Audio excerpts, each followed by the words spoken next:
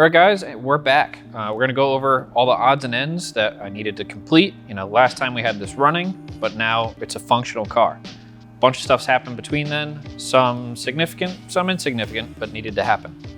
You can see the skid plate. That's one of the bigger deals we got wrapped up. We've got the rear hatch in, made all the stuff for that, and 500,000 little tiny things we're gonna go over soon.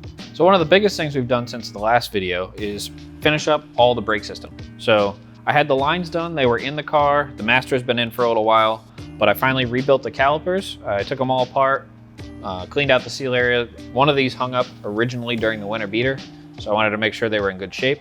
While they were apart, I powder coated them all, so now they're pretty, and we got fresh rotors, and Hawk sent over the DTC 60 pads. So that's a really nice race pad. I've got that all around right now. We're gonna see how that feels. They're supposed to be really nice for bite and like a pretty even brake bite throughout the different temperatures. So if I'm running a winter rally, they should bite just as well as a summer event. So that's definitely gonna be key with this car. You'll notice these are kind of a weird caliper. They're actually 3 pieces. So there's this big spreader that goes around the whole thing. The piston is its own piece, and then the carrier that bolts and holds it all together. So they're kind of a goofy setup. I took them all apart and powder coated them. You'll notice the flake on the front, it looks like a completely different color than the rear. And that's because I put too much flake on it because I powder coated them. So that's what happens. Not too worried about it. I think they still look pretty decent. I like heavy flake and weird stuff like this. Rears came out a lot better though. One of the heaviest parts of these cars is the rear glass, and it's an easy thing to get rid of. So I have the Lexan 5-star bodies rear window panel in this. That means you have to pull all the glass off the stock frame. Luckily, mine was delaminating, which is kind of what drove me to do this. Part of the thing that drives me nuts about Lexan windows, though, is if the whole thing's kind of a drum bouncing along. And since we're going to be hitting jumps and bumps, I made this big rib down the center. A welded aluminum piece that I kind of got fancy and drilled a bunch of holes in the mill for. I think it looks pretty good, and it's a lot better than the thing bouncing all over the place.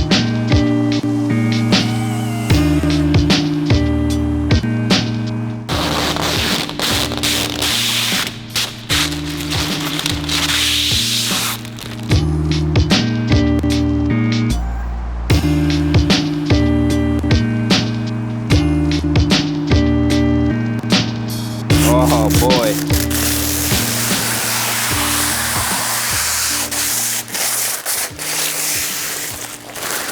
Whew. Nice. You can see I have the Bilstein remote reservoirs mounted to the cage here. I 3D printed a couple little clamps. I have some spares, so that way they're nice and rigidly mounted here and up out of the way. Spare tires tied down. I welded the tie downs in the floor a while ago, and then it's made up a little ratchet strap Y situation here. And you can see this brace for the window, pretty good from underneath too.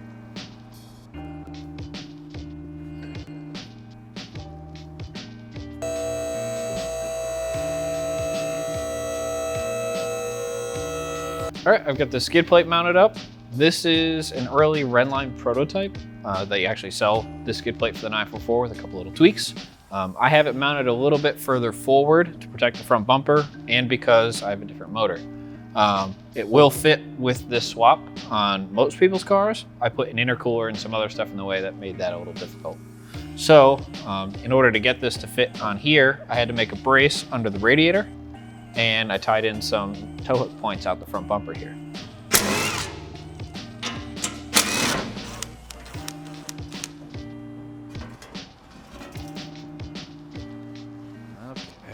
This is the brace I had made up. I made it. This is the brace I made for that skid plate. I had scanned the nose of this car, and then I kind of designed this tube structure and the plates that mount to behind the bumper and the toe points here.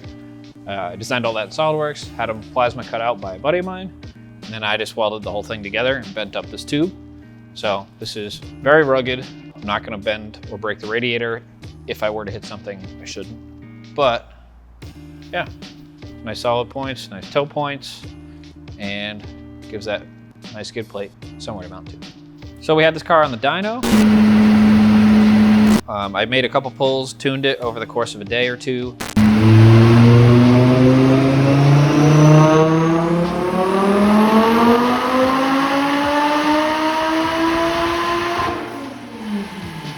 I'm not a quick tuner, I don't tune a lot, so spent some time with it and kind of took it easy.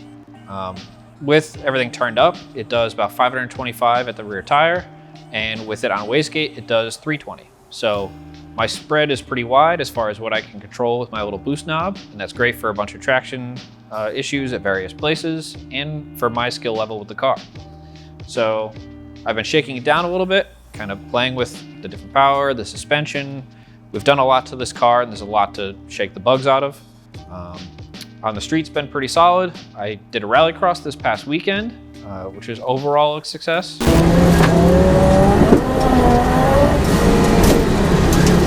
I broke a rear axle shaft, but I brought spares thinking that might happen. And then the rear suspension needs a little tuning. It's a little too soft for my liking. So we're gonna revisit that coming up. Race pads.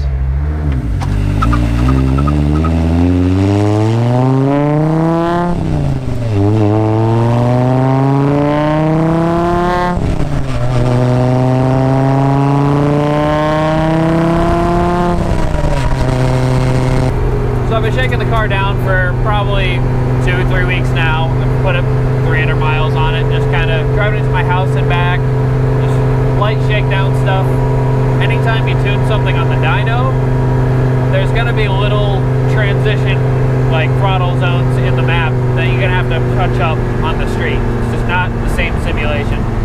So, trying to work those bugs out, just kind of fine tune a couple of those. We're pretty close right now. Air fuels are solid.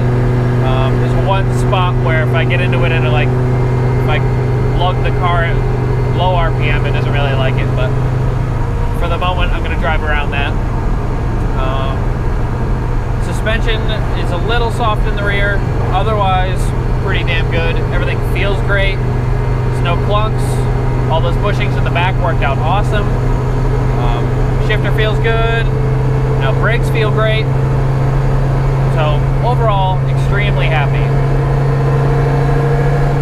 Starting to get some temp into it now. See if I can down this street here.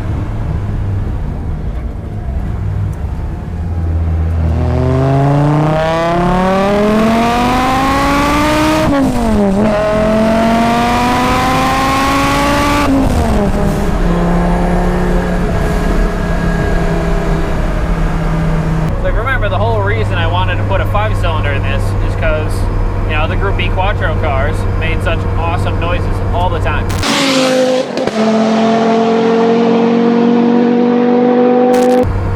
So that's kind of what I was shooting for. I'm pretty happy with it. It does make really good noise all the time. It's funny, it doesn't sound too much like a 5-cylinder until it's above like 4,000 RPM.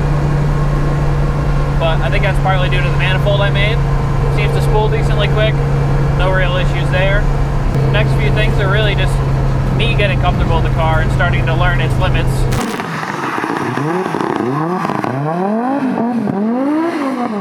And then fine-tuning some of the little bugs along the way. I find that, you know, a lot of people throw a car together right before an event, and it makes sense. You need the time crunch and the push to like finish up the last few things, and that's important too, because otherwise you'll never get it done.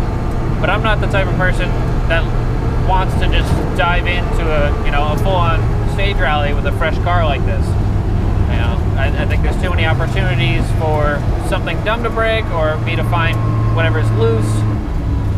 Also, just I'm not that comfortable in it, so I don't think I'll perform that well in it. And that's a huge part for me. So to earn my confidence, I kind of do I work my way up slowly, drive it around town, kind of as we are right now. Then start working my way out into beating it up a little bit more, entering some small local events. And then once I feel like it's shaken down pretty good, go on for the stage rally and see how we do. So the next time you see this car will be when we're actually at a stage rally.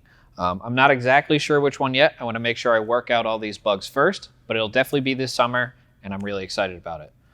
In the meantime, we're gearing up for another project that I'm really pumped on. I hope you are too. Place your guesses on what that might be in the comments below.